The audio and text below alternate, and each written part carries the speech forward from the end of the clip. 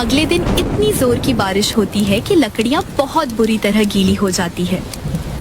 ये तो बहुत भयानक नुकसान हो गया। गांव वाले बहुत गुस्सा करेंगे। सारी लकड़ियाँ भीग गई है। सूरज भी नहीं निकल रहा कि इन्हें सुखा पाए।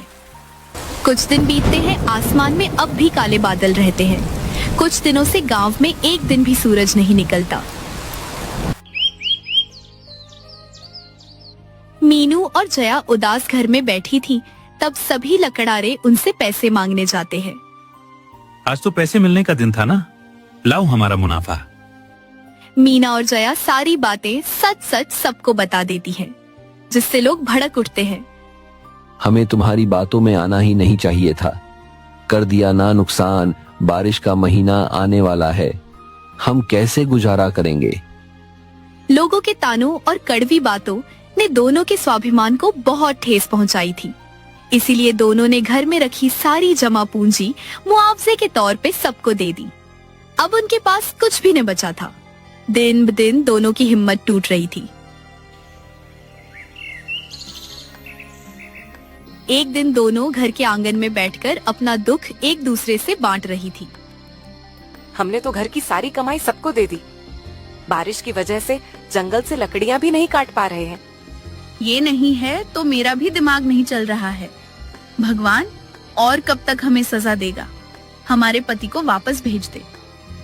श्याम पड़ोस में खड़े होकर उनकी सारी बातें सुन लेता है। उन्हें पछतावा करता देख श्याम उनके पास आता है। लगता है रूपेश के जाने का दोनों को बहुत दुख हो रहा है।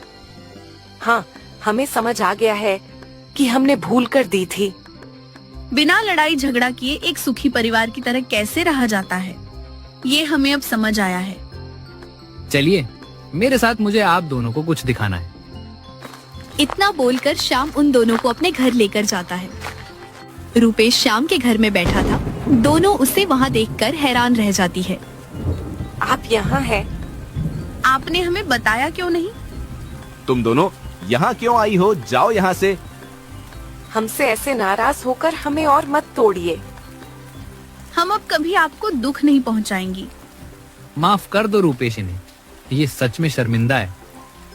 दोनों की आंखों में पछतावे के आंसू देखकर रूपेश का मन पिघल जाता है और वो उन दोनों को सच बता देता है। मैं तुम दोनों से नाराज नहीं हूँ। ये तो श्याम के कहने पर मैंने सारा ढोंग रचा था, और देखो तुम दोनों की अक्ल ठिकाने आ गई। अब रूपेश खुशी खुशी अपने घर वापस जाता है। अगले दिन से उसका साधारण जीवन फिर से शुरू हो जाता है, पर इस बार उसे रोज रोज चिकचिक से आजादी मिलती है और तीनों खुशी खुशी एक साथ बैठे होते हैं। आप तो वापस आ गए, पर हमसे जो भूल हुई उसका क्या? घर में अब एक पैसा नहीं बचा है। पैसों का क्या है, वो तो वापस कमा लिए जाएंगे। तुम दोनों सुधर गई, ये बड़ी बात है। धीरे धीरे मौसम साफ होता है। रूपेश फिर से लकड़ियां काटना शुरू कर देता है। इस बार मीना और जया अपनी चतुराई का इस्तेमाल करती हैं और उन लकड़ियों से तरह तरह की टेबल कुर्सी बनाती है।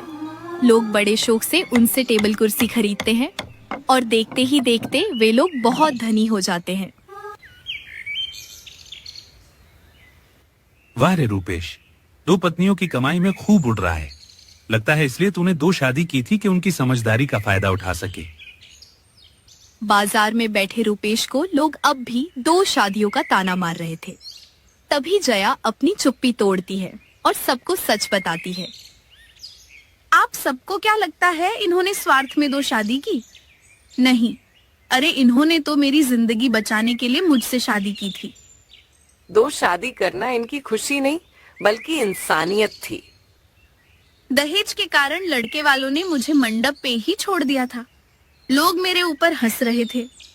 तब इन्होंने शादीशुदा होने के बावजूद मेरा हाथ थामा था। जो लोग कभी रूपेश और उसकी पत्नियों का मजाक उड़ाया करते थे, सच जानने के बाद अब वे उनकी तारीफ करते न थकते थे।